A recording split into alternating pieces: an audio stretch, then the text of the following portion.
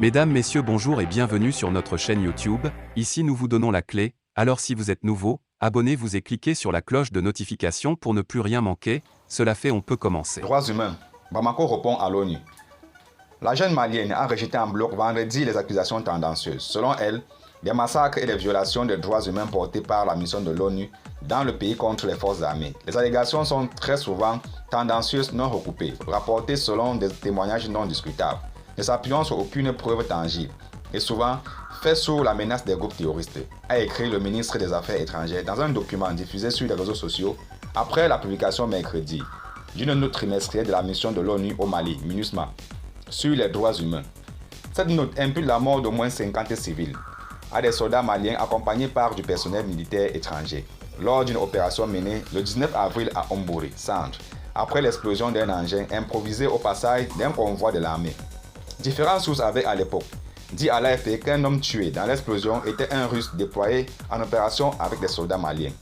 Parmi les hommes faits prisonniers, 2 sont morts sous la torture. Le 24 avril, un militaire aurait tué sommairement 20 autres prisonniers au camp de l'armée malienne à Ombori, dit la MINUSMA. Au total, les opérations des forces maliennes ont causé la mort de 96 civils au deuxième trimestre sur un total de 317, dont 200 imputables au groupe djihadiste, dit la MINUSMA. Ces incriminations ont pour objectif de ternir l'image des forces maliennes et de les discréditer vis-à-vis des populations et de la communauté internationale, a estimé le ministre malien dans ce qu'il présente comme sa réponse livrée à la MINUSMA avant la publication de son rapport par cette dernière. Toutes les opérations des forces maliennes sont conduites dans le strict respect des droits de l'homme et du droit humanitaire international, ont affirmé les affaires étrangères maliennes. Les soupçons d'abus donnent systématiquement lieu à des enquêtes et des sanctions s'il y a lieu, disent-elles, reprenant l'argumentaire brandi à chaque mise en cause. Les autorités accusent la MINUSMA de faire sienne la version de la France sur une sombre affaire de cadavres qui a éclaté juste après que les Français eurent quitté la base de Gozi, au nord-est de Ombori. Dans une grande acronyme entre Bamako et Paris, les colonels au pouvoir au Mali depuis le putsch de 2020 se sont totalement détournés des anciens compagnons d'armes français et se sont tournés vers la Russie. Les Français viennent d'achever leur retrait militaire progressif du Mali après 9 ans d'engagement. Le 19 avril, ils ont rendu aux autorités maliennes la base de Gozi. Le 21 avril, a circulé une vidéo prise à l'aide d'un drone et montrant, selon l'armée française, des mercenaires russes en train d'enterrer des corps près de la base.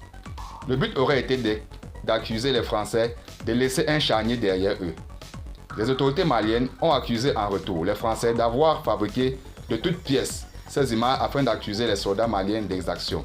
La MINUSMA a fourni une version favorable à la France en déclarant que les dépouilles ensevelies à Gozi avaient été transportées sur place le 20 avril, soit le lendemain de la remise du camp, et provenaient de Ombori. Les affaires étrangères maliennes persistent à parler d'implications probables des soldats français dans la constitution de ce charnier, qui existait bien avant la restitution du camp selon elle.